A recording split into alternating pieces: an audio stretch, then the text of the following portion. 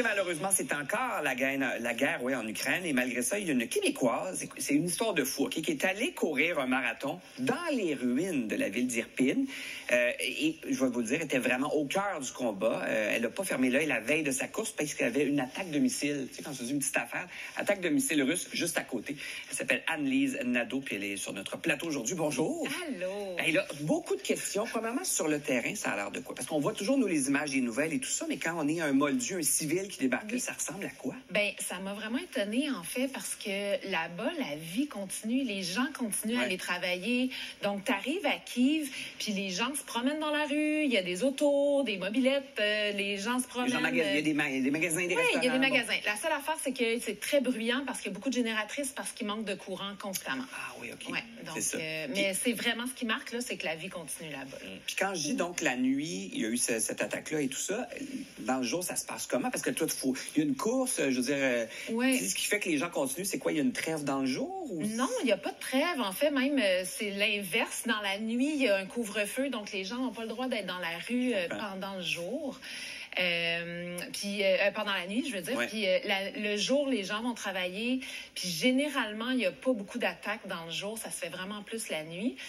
Par contre, à Kharkiv, on était allé du côté de Kharkiv pour faire de la distribution de matériaux avec l'organisme avec lequel j'étais là-bas, Relief Aid. Puis, on était allé déjeuner le matin dans un super beau quartier, un super beau restaurant. Ouais. Puis, on a pris le train, puis on a su qu'en après-midi, ça avait été bombardé dans le quartier à côté de où on était le matin. Fait que là, t'arrives, là, comme tu fais... Mais voyons, j'étais là le matin, puis ça a sauté comme dans un quartier résidentiel, des modules de jeu qui ont été attaqués, une petite fille qui est décédée. Fait que tu sais, tu fais comme, mais ça n'a aucun bon sens que ces deux mondes-là cohabitent constamment. Es-tu en hyper-vigilance? Est-ce que tu sens le danger constamment ou tu finis par l'oublier? Au début, j'étais vraiment dans l'insouciance. Je me rendais pas compte à quel point il y avait du danger. Même si quand je suis débarquée en Pologne, là, quand je suis arrivée du côté de l'Europe, j'avais su qu'il y avait eu des attaques de missiles sur Kiev, la ville où je m'en allais, pendant la nuit, puis que là, il y avait plus de courant. Il avait attaqué une centrale hydroélectrique. Puis après ça, les nuits suivantes étaient pas si mal. Puis il y a une nuit là que là, j'entendais, je sentais les murs vibrer parce qu'il y avait des explosions de missiles. Puis dans le fond, c'est le bouclier antimissile. Ils viennent contrer les missiles russes dans les airs. Donc, ils les font exploser. Donc, c'est ça qu'on entend. Mais moi, je peux pas savoir. Je les connais pas, ces sons-là. Donc, t'es juste dans ton lit puis tu capotes. Puis heureusement, mon coloc, c'était le gars de Relief Aid qui est le fondateur de l'organisme. Puis lui, ça fait longtemps qu'il fait de la coopération internationale. Donc, il savait, lui. Il connaissait les sons. Votre intention, justement, pour ça? En fait, moi, je suis ambassadrice pour le Bromont Ultra, qui est une course d'ultra-trail à Bromont. Puis, ces courses-là, c'est des courses aussi qui sont philanthropiques. Donc, les athlètes vont ramasser des sous pour des organismes. Il y a 20 organismes qui sont chapeautés par le Bromont Ultra. Et on voulait voir comment l'argent était dépensé sur le terrain par les organismes. Donc, il y a des organismes locaux, la Fondation Douglas, il y a le Club des petits déjeuners, il y a des fondations qu'on connaît bien ici au Québec. Puis, il y a cet organisme-là qui était international. Donc, ils ont lancé l'idée dans un brainstorming que ce serait le fun d'aller voir ce qu'ils font avec l'argent qui est ramassé ici par les athlètes. Et puis, c'est mon nom qui est sorti du chapeau pour vivre l'expérience. C'est un hasard complet, là. Ben, c'est pas un hasard dans le sens que je suis quand même l'ambassadrice du Bromont Ultra. Puis on dit qui est-ce qui est assez fou pour faire ce genre d'expérience-là. C'est ça, c'était pas juste on pige, tu vas y aller. Non, c'est ça, je suis ambassadrice d'événements, puis ils ont pensé que ce serait le fun de m'envoyer, puis on a fait le marathon aussi pour montrer le lien entre les courses à pied. Est-ce que j'imagine que tu as parlé avec des athlètes locaux, c'est quoi l'état d'esprit? J'imagine qu'il y a une grande résilience. Ah, c'est incroyable. Ouais. Ce peuple-là, en fait, c'est drôle parce que la vibe, quand on arrive là-bas, c'est un peu froid, les gens sont pas nécessairement très chaleureux, puis on sent qu'il y a quand même une tristesse dans le regard des gens. Mais ils sont hyper attachants du moment que tu fracasses la coquille, là, puis tu arrives à atteindre le cœur. Mais ça, c'est la beauté du sport aussi, j'imagine. Exactement. Quand on dit qu'il n'y a pas de frontières Puis on avec le le voit, sport. là, j'avais une vingtaine de coureurs qui étaient avec moi, qui couraient.